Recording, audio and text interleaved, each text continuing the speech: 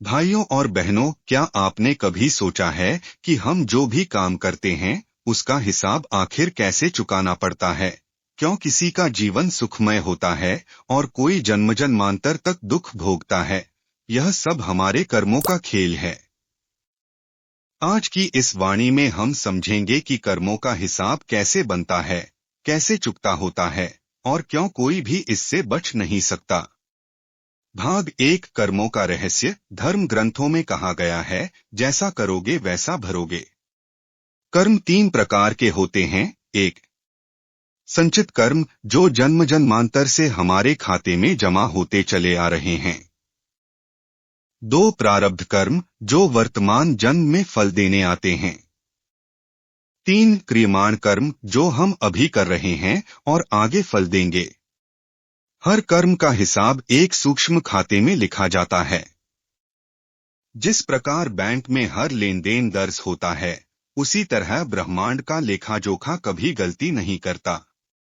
भाग दो, कर्मों का हिसाब कौन रखता है? यह प्रश्न बड़ा गहरा है। क्या सचमुच कोई लेखा रखने वाला है? शास्त्र कहते हैं कि चेतना का ब्रह्मांडीय नियम ही लेखा रखता है। गुरु नानक देव जी कहते हैं, चिट्ठी लिखे ना मिटे, लिखे रहन धर्म राय, यानी कर्मों की चिट्ठी मिटती नहीं। धर्मराज यानी ब्रह्मांडीय न्याय उसे हमेशा लिए तैयार रहता है। कोई भगवान बैठकर पेन से नहीं लिख रहा, बल्कि हमारी आत्मा पर ही कर्मों की छाप पड़ती जाती है। भाग तीन, जीवन में कर्म कैसे लौटते हैं।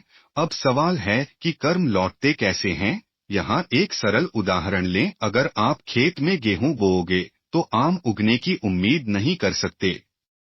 अगर आपने किसी को दुख दिया है तो किसी न किसी रूप में वही दुख आपके पास लौटकर आएगा। कभी यह फल तुरंत मिलता है, कभी सालों बाद और कभी अगले जन्म में। यही कारण है कि कभी कभी हमें लगता है, मैंने तो किसी का बुरा नहीं किया, फिर मेरे साथ बुरा क्यों हो रहा है। दरअसल यह हिसाब इसी जन्म का नहीं, कई जन्मों का भी हो सकता है।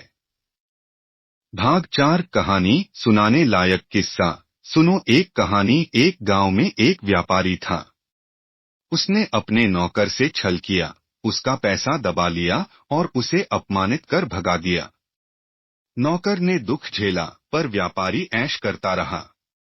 सालों बाद वही व्यापारी बीमार पड़ गया। लाखों रुपया होते हुए भी उसके शरीर में इतनी तकलीफ हुई कि वह बिस्तर से उठ नहीं पाया।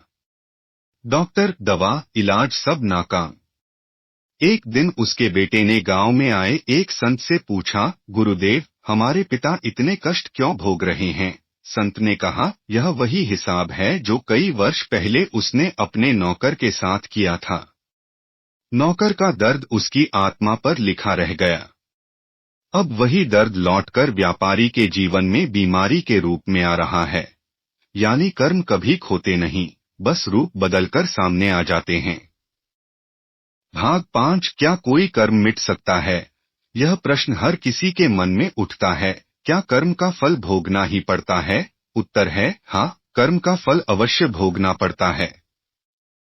परंतु संत महात्मा बताते हैं कि दो उपाय हैं जिनसे कर्म का बोझ हल्का हो सकता है।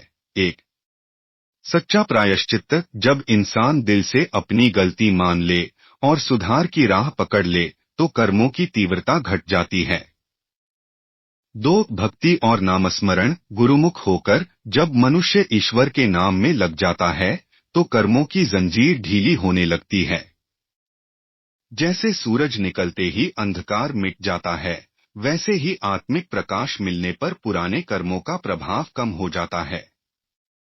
भाग 6, जीवन में कर्म का संतुलन। हम रोज नए कर्म करते हैं, बोलकर, सोचकर और करके।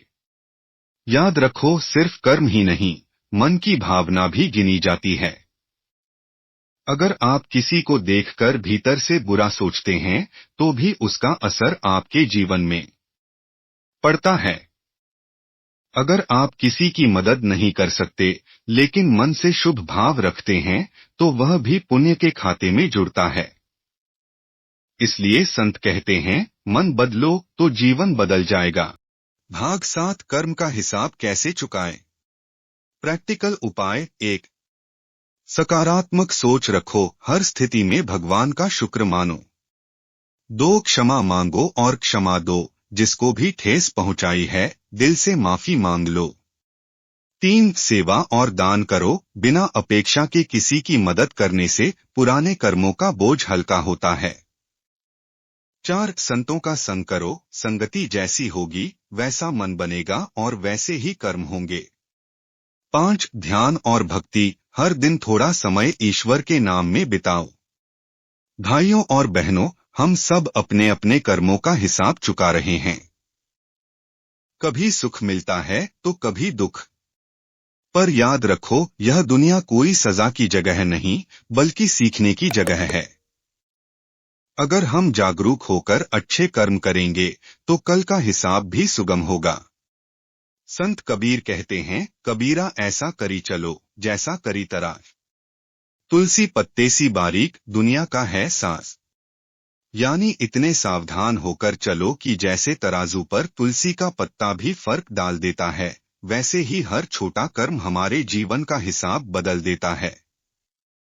इसलिए आओ हम सब मिलकर आज संकल्प लें कि अब से हर कर्म सोच समझकर प्रेम और करुणा से करेंगे। यही कर्म योग है, यही जीवन का सच्चा धर्म है। दोस्तों, अगर आपको यह सत्संग पसंद आया हो तो इसे अधिक से अधिक लोगों तक पहुंचाएं, क्योंकि जब तक इंसान अपने कर्मों का सच नहीं समझेगा तब तक जीवन की पहेली नहीं सुलझेगी। चैनल को सब्सक्राइब करें, वीडियो को लाइक और शेयर करें। मिलते हैं अगले सत्संग